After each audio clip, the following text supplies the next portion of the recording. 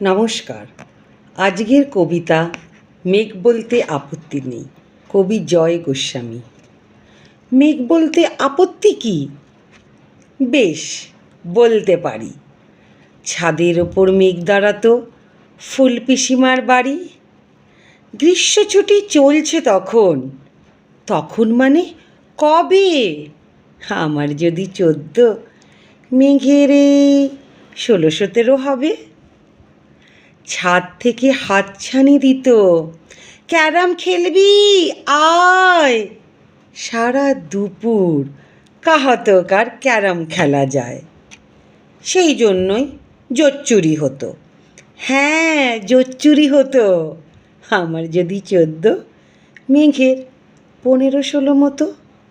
ঘুরিয়ে দিত জানতে খেলা শক্ত গুটি পেলে, জায়গা মতো সরিয়ে নিত আঙুল দিয়ে ঠেলে। শুধু আঙুল, বোর্ডের ওপর লম্বা ফ্রকের ঝুল ঝপাং ফেলে ঘটিয়ে দিত খুঁটির দিক ভুল। এইখানে, না না ওখানে, হ্যাঁ এইটা, না না ওইটা। ঝাঁপিয়ে পড়ে ছিনিয়ে নিল খুঁটির বাক্সটা। ঘুঁটিরও সেই প্রথম মরণ। প্রথম মরা মানে বুঝবে শুধু তারাই যারা ক্যারাম খেলা জানে। চলেও গেল কদিন পরেই মেঘ যেমন যায়। কাঠফাটা রোদ দাঁড়িয়ে পড়ল মেঘের জায়গায়।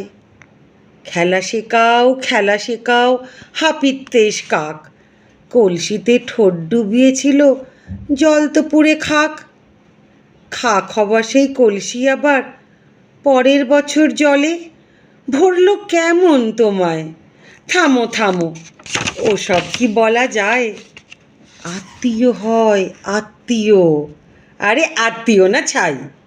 স্পষ্ট করে বলো এবার, সবটা জানতে চাই। 2-3 ক্লাসের বয়স বেশি, গ্রীষ্ম ছুটি হলে।